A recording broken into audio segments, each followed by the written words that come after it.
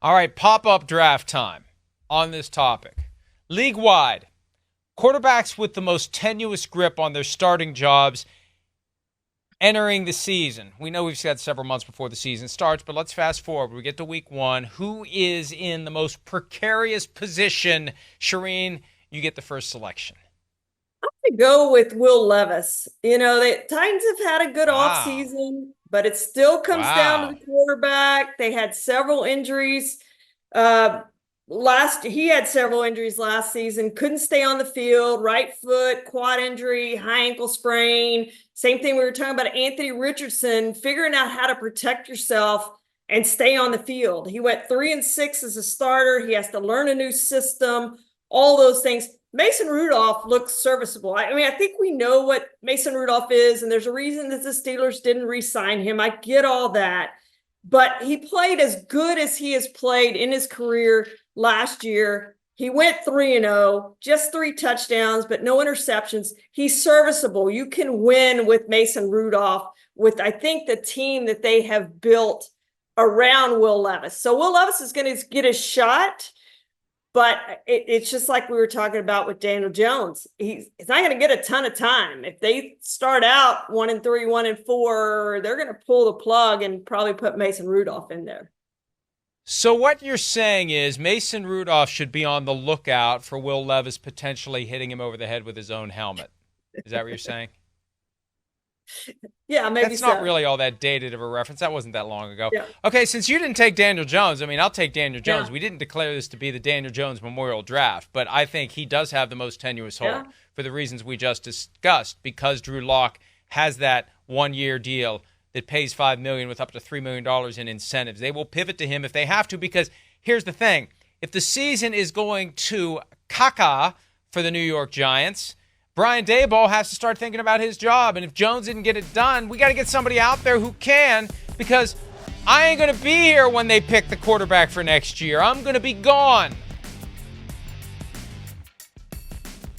Yep. And I think a lot of these teams are like that, Mike. If the quarterback doesn't come through and play like he should, then a lot of these coaches are going to be gone.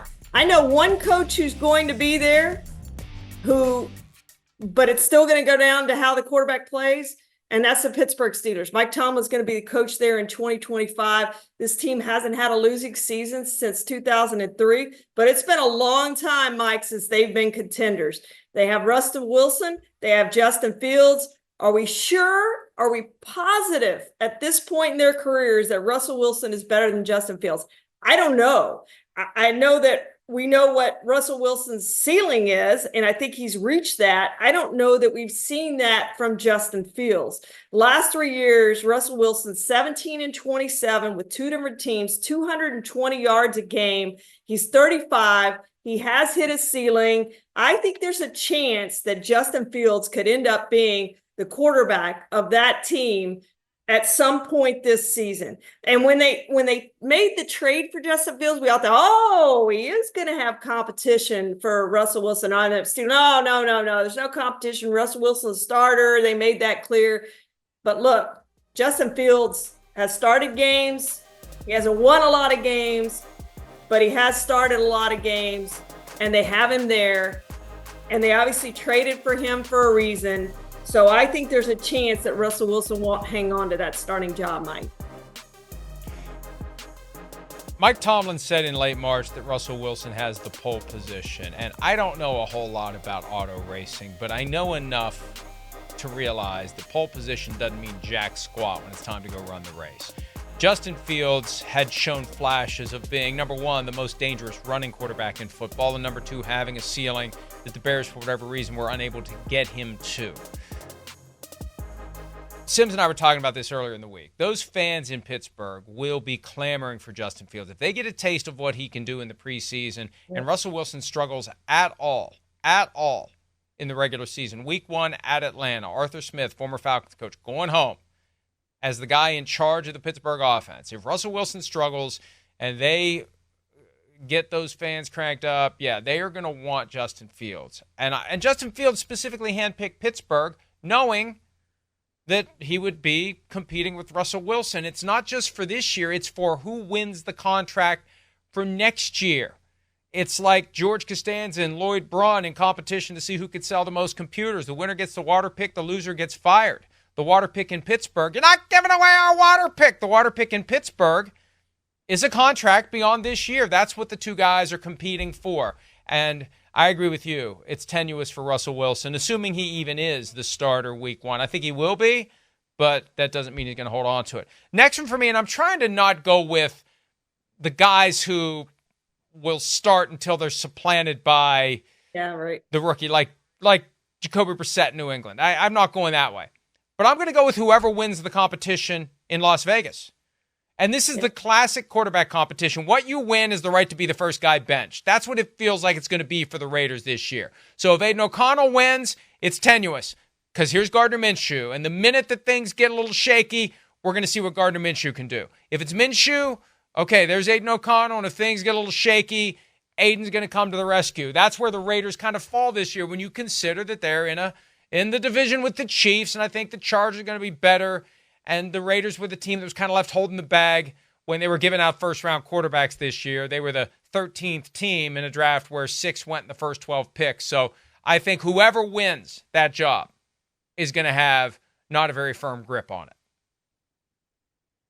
This one may be a little bit of a surprise, Mike. I would have taken the same thing. I would have taken the Raiders for my third pick if you hadn't. But I'm going to go with Kirk Cousins. And again, I like what the Falcons have done in the offseason. They've got a ton of weapons there. Michael Penix, to me, is the quarterback who is most prepared to come into the NFL and play now. He's 24 years old. He started every year in his career since 2019. He started a lot of college games. He played a lot of big games. He knows how to win big games. If this team doesn't start out like they should, I think there's a chance that we could see Michael Penix. And again, it's going to be Falcons fans clamoring to see Michael Penix sitting there on the bench with Kirk Cousins looking over his shoulder. And Kirk Cousins wasn't as happy as what Daniel Jones was when they drafted a quarterback. Daniel Jones, they didn't draft a quarterback. So I think there's a chance if they get off to a really slow start that because we saw the Super Bowl odds, right? Falcons are ahead of the Buccaneers. People expect big things from them, even though we haven't seen it in the past however many years. People expect them to win that division, even though we haven't seen it in however many years. So Kirk Cousins has got to come out of the gate fast, or I think there's a chance Michael Penix can be the quarterback of that team. I was initially wrestling with a couple of guys who wear number 4. Do you know who I'm thinking of? 2 guys that wear number 4 as my third pick. I'm putting you on the spot here. No. Derek Carr and Deshaun Watson were the 2 that I was thinking of.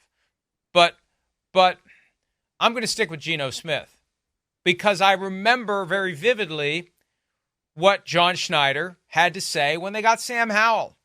Sam Howell, younger than Michael Penix.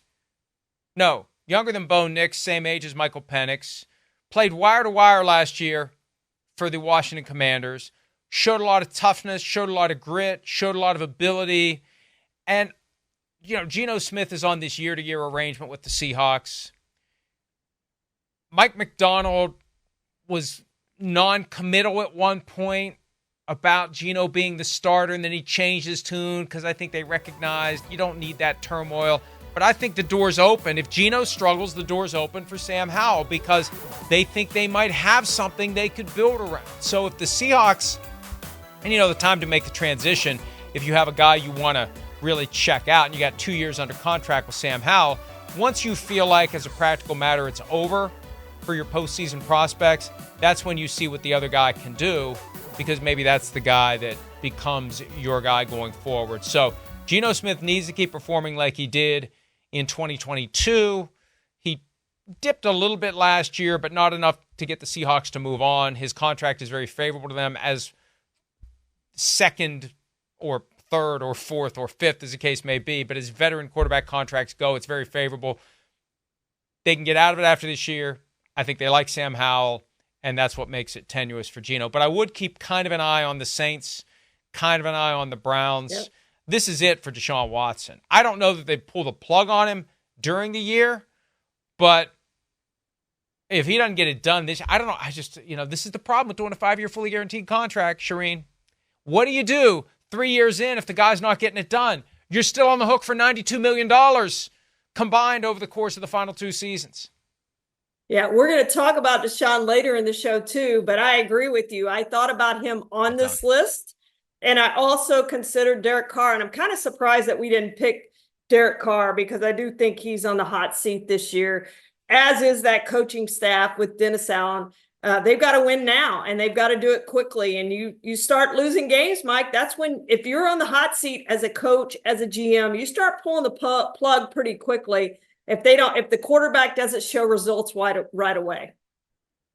Well, I thought it would be disrespectful to Derek Carr to put him on the list, and we know that being respectful to Derek Carr is very important. Aiden O'Connell actually gave up number 4 because he decided on his own and without any word coming from Derek Carr or anyone connected to him. I'm sure this was all Aiden O'Connell. With Derek Carr having no opinion on the matter whatsoever, Aiden O'Connell decided it was disrespectful to Derek Carr, so he no longer wears number 4 with the Las Vegas Raiders. Hi, it's Mike Florio. Thanks for watching PFT on YouTube. Hit subscribe for the latest news and analysis from Pro Football Talk.